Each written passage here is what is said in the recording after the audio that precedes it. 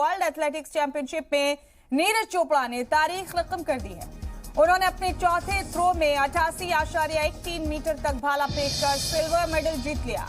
नीरज चोपड़ा ने दूसरे राउंड में 82.39 मीटर का थ्रो किया था। वहीं एंडरसन पीटर्स ने गोल्ड मेडल जीता है इस मुकाबले में। बड़ा अपडेट है इस वक्त का जो आपको बता रहे हैं। हिंदुस्तानी खिलाड़ी नीरज चोपड़ा ने सिल्वर मेडल हासिल कर लिया है।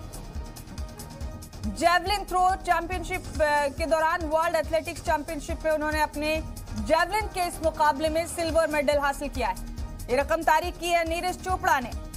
बड़ा अपडेट आपको इस वक्त का दे रहे हैं। वर्ल्ड एथलेटिक्स चैंपियनशिप में नीरज चोपड़ा ने तारीख रकम कर दी है। चौथे थ्रो में उन्होंने 88.13 मीटर तक भाला फेंका और इसके साथ ही उन्होंने सिल्वर मेडल जीत लिया। बड़ा अपडेट आपको दे रहे हैं। साथ ही दूसरे राउंड में उन्होंने 82.39 मीटर का थ्रो किया था